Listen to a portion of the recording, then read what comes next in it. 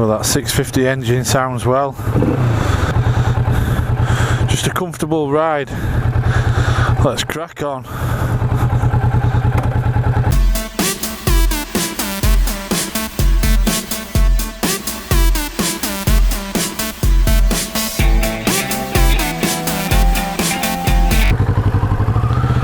Here we go.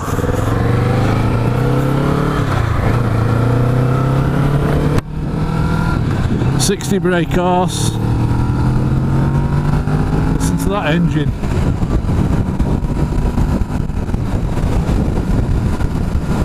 According to the stats, 63 Newton meters of torque at 6,500 RPM.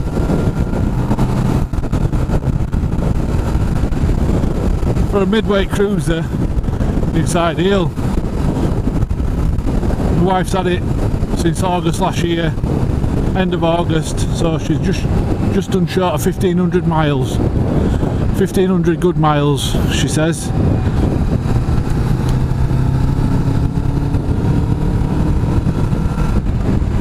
Gearbox is silky smooth, no problems whatsoever changing gear, no clunks, nothing, just like butter.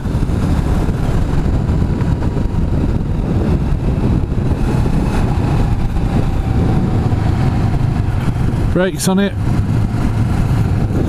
not too bad on back brake. Front brake, pretty good.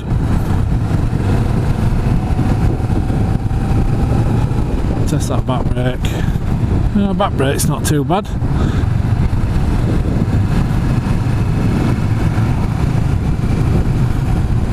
The handling just handles so well, just so relaxed. Just makes the ride enjoyable.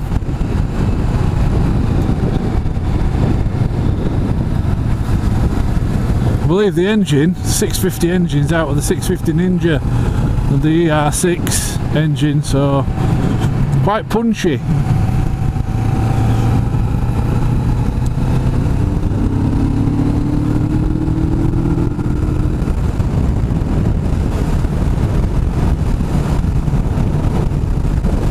Dashboard's quite basic. Lets you know how many miles you've got left in your tank. Speedo, fuel, gear selector, time. Well, pretty standard really. But not overcomplicated. Sometimes that's what you don't want, an overcomplicated dash. Just handles so well round the corners.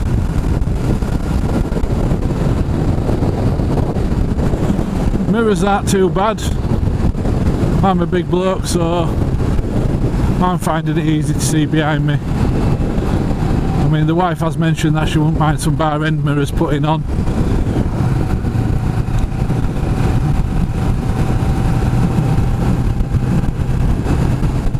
But I can see quite well out of them.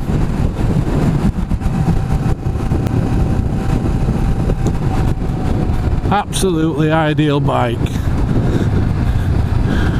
And she's only 5'2" and 8.5 stone, or 8 stone, or whatever she is. Let's cut that bit out. Yeah, she's only little, my wife. So this is ideal for her, not too heavy for her.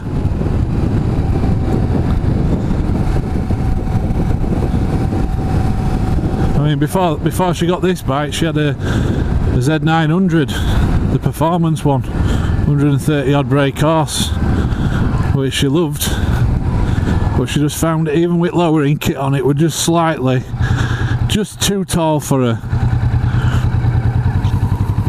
which made it a little bit uncomfortable when she was coming to a junction and stopping.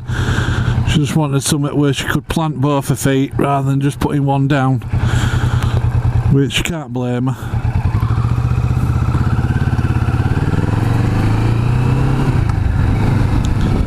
No self-cancellating indicators on these.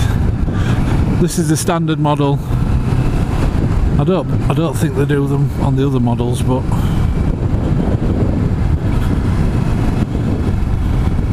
yeah, this is the standard 650S model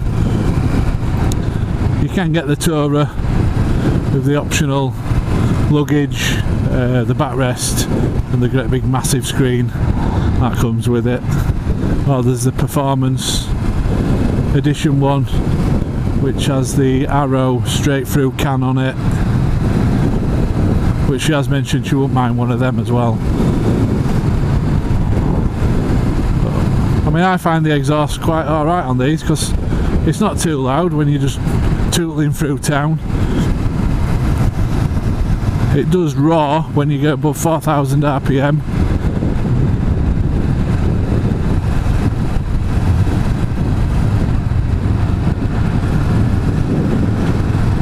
I mean, just riding now, it's just so relaxed, so enjoyable, the ride.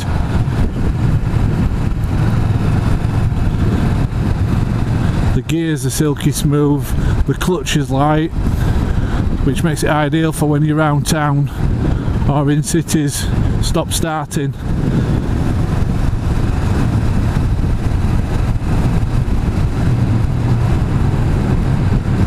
For a midweight cruiser, it's ideal. I mean, if you go down to Kawasaki and have a look at them, they do the ergo fit, which they do the ergo fit for the taller and the shorter riders.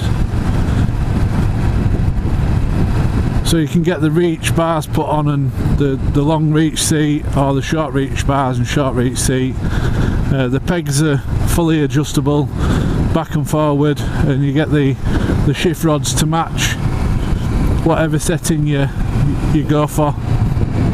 They didn't stay on green very long.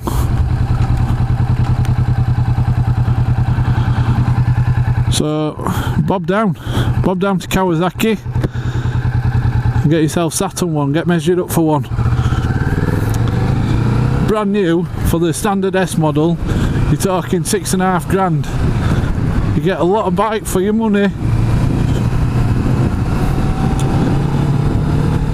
The performance edition ones are a little bit more expensive, but then you've got the exhaust on, the Arrow exhaust, which to buy one of them you're looking at about 800 quid because it's a straight through. There's no, on these you can't just take the end can on, end can off and slip another one on. It's a full set, so all the way from downpipes all the way to the back, it's just one piece, which is a bit of a shame, but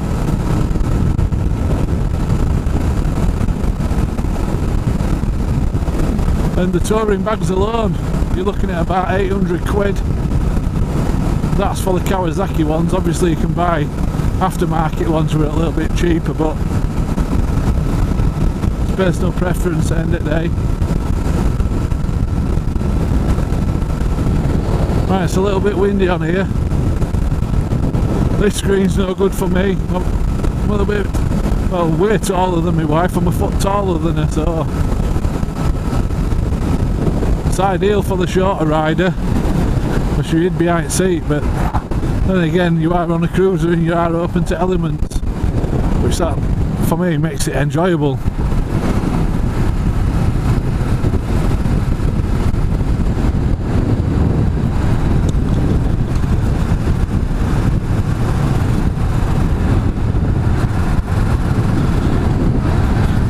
I mean, there's plenty of aftermarket parts you can put on these.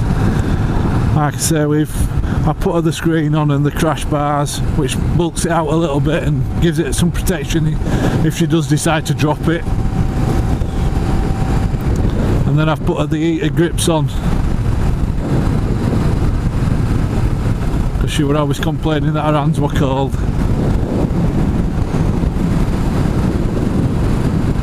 So we went out for a ride on Saturday, and it was like 15-16 degrees outside and she had the heater grips on.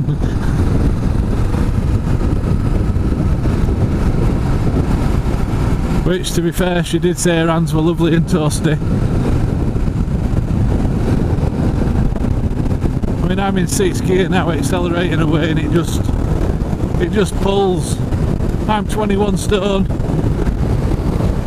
and it pulls no problem with me on. The suspension's soft, it's not too harsh.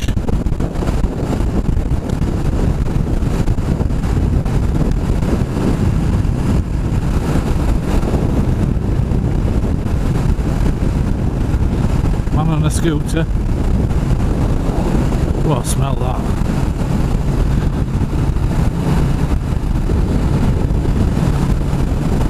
I'm no expert at giving reviews on bikes, but this bike definitely does tick all the boxes.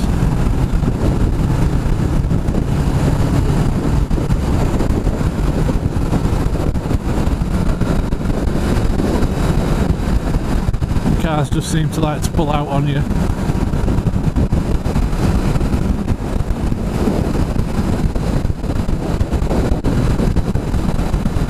Let's see how she fares.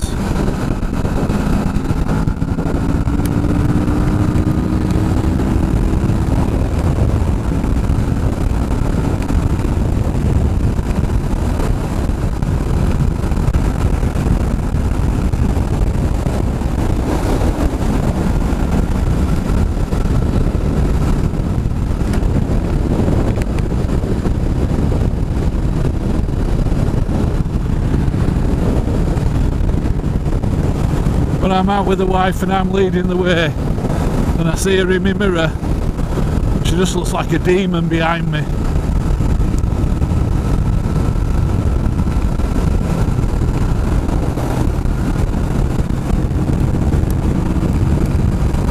Oh, love the engine.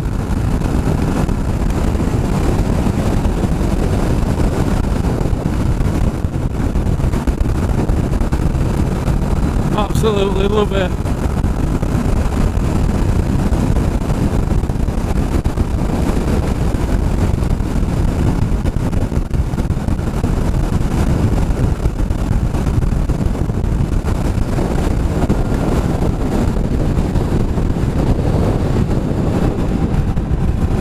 Yeah, it's got everything, as this bike, everything you need anyway.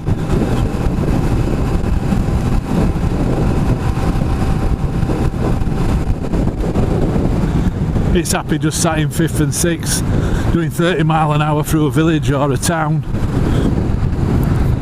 or when you're opening it up on, when you're out and about, it just pulls. Handles brilliantly.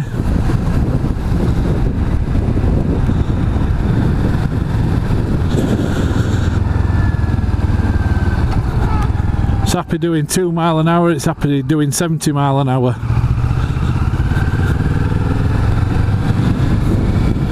The exhaust is not too loud or obnoxious. There's no constant drone in your ear. The clutch is light. The throttle response, it's not statchy. The gearbox is silky. The seat's comfortable. The visibility is brilliant. The wind protection for my wife, for the shorter rider, is brilliant.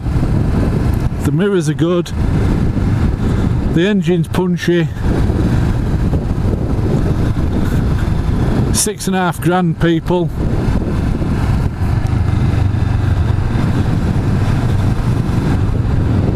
Get yourself down to Kawasaki and sit on one. Take one out, see what you think. But for me, the ride is over.